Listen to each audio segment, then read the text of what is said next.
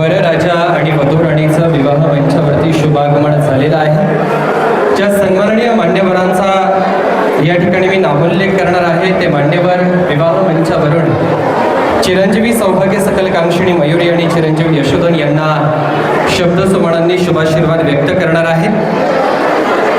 बाहेरील बाजूस अनेक मान्यवर आहेत, आपल्याला विनंती आहे कृपया आपण स्थानापन्न होऊन घ्यायचंय। नववधूवर विघ्नहर्ता श्री गणेशाचं दर्शन घेतल्याच्या नंतर लगेचच विवाह मंचावरती उपस्थित राहणार आहेत। आज वंडेकर आणि जाधव परिवाराच्या विनंतीला मान देऊन उपस्थित असलेल्या सर्वच पै पाहुण्यांचं अपतेष्ट, सगळे सोयरे, मित्र परिवार या सर्वांचंच मी मनापासून पुनश्च एकदा स्वागत करतो आहे। कार्यमालकांची ही विनंती आहे की जर कोणाचा नजर चुकीने सन्मान बाकी राहिलेला असेल, कोणाचा नामोल्लेख बाकी राहिलेला असेल तर आपण लवकरात लवकर विवाह मंचाकडे यायचं। या ठिकाणी आपल्या यथोचित असा सन्मान केला जातो आहे। सीबीआयचे माजी अध्यक्ष सन्माननीय शांताराम दादा सदाशिव मंडले, आदरणीय शांताराम दादांना विनंती आहे कृपया आपण विवाह मंचावरती उपस्थित राहून आजच्या उभयतांना शब्दसुमनांनी शुभाशीर्वाद व्यक्त करावे। खरं तर ज्या क्षणाची आपण आतुरतेने वाट पाहत होतो तो क्षण म्हणजे मंगलाष्टकांचा क्षण, म्हणून आपल्याला विनंती असेल की अल्प शब्दांमध्ये आजच्या या उभयतांना आपण शुभाशीर्वाद व्यक्त करावे। आदरणीय शांताराम दादा मंडले, यानंतर अखेरच्या शुभेच्छा आणि शुभाशीर्वाद व्यक्त करण्यासाठी या ठिकाणी मी निमंत्रित करतो आहे सहकार महर्षी सहकारी साखर कारखान्याचे माजी संचालक निमंत्रित पाहुणे सन्माननीय शांताराम दादा कडणे। आदरणीय कडणे दादांना विनंती असेल की विवाह मंचावरती उपस्थित राहून चिरंजीवी सौभाग्य सकलकांक्षिणी मयुरी आणि चिरंजीवी यशोधन यांना वैवाहिक आयुष्यासाठी शुभेच्छा आणि शुभाशीर्वाद व्यक्त करावा। खरं तर आज शुभविवाह होतो आहे चिरंजीवी सौभाग्य सकलकांक्षिणी मयुरीचा आणि जाधव परिवारातील चिरंजीव यशोधन यांचा, कारण की या कुटुंबातील कुटुंबियांची आणि या दोन्ही नववधूवरांची पार्श्वभूमी आपल्याला ज्ञात असणं फार गरजेचं आहे।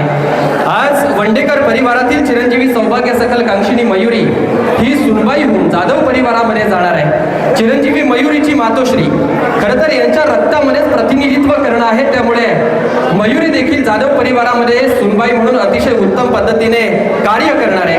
कारण की आदरणीय विद्याताई यांनी बेलसर गावचं जवळपास 2.5 वर्ष प्रथम नागरिक म्हणून लोकप्रतिनिधित्व केलेलं आहे, सरपंच म्हणून काम केलेलं आहे।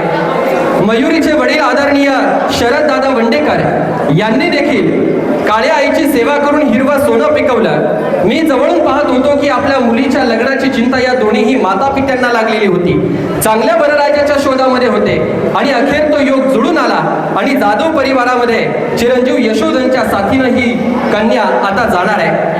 ज्याप्रमाणे वंडेकर परिवार तोला मोलाचा आहे, अगदी त्याचप्रमाणे जाधव परिवार देखील हा तोला मोलाचा आहे। यशोधनचे वडील हे प्रोफेसर म्हणून अध्यापनाचं काम करतात। मागील अनेक वर्षांपासून आपल्या अध्यापनाच्या माध्यमातून, विद्यादानाच्या माध्यमातून अनेक विद्यार्थी घडवण्याचं काम, या देशाची भावी पिढी घडवण्याचं काम या दादांनी केलेलं आहे।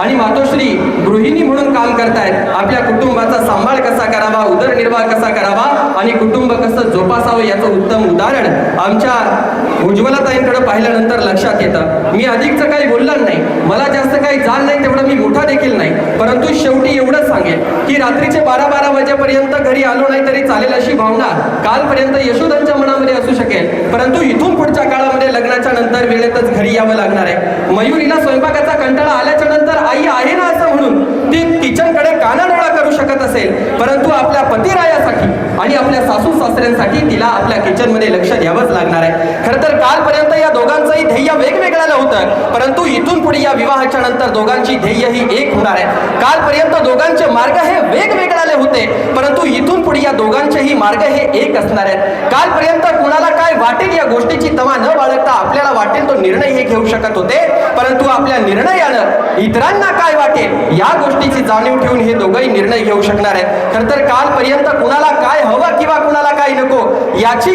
जबाबदारी नव्हती, परंतु याच्या पुढे कुटुंबामध्ये प्रत्येक सदस्याला काय हवं किंवा काय नको याची देखील जाणीव या दोघांनाही ठेवावी लागणार आहे। मी अधिकचं काही बोलत नाही, मी माझ्या या मैत्रिणीला मयुरीला आणि माझ्या या दादाला यशोधन दादाला पुढील वैवाहिक आयुष्यासाठी लाख लाख शुभेच्छा व्यक्त करतो। विद्याताई वंडेकर आणि शरद दादा वंडेकर, आपण दोघांनी या विवाह सोहळ्याच्या निमित्ताने मला सूत्रसंचालन करण्याची संधी दिली, याबद्दल मनापासून धन्यवाद। आणि अंततः दिवसभरामध्ये आपण सर्व मान्यवरांचं या ठिकाणी शब्द सुमनांनी स्वागत करत असताना चुकून जर कोणाचा नामोल्लेख करणं बाकी राहिलेलं असेल, चुकीचा शब्दोच्चार उच्चारला गेला असेल तर अंतःकरणापासून दिलगिरी व्यक्त करतो.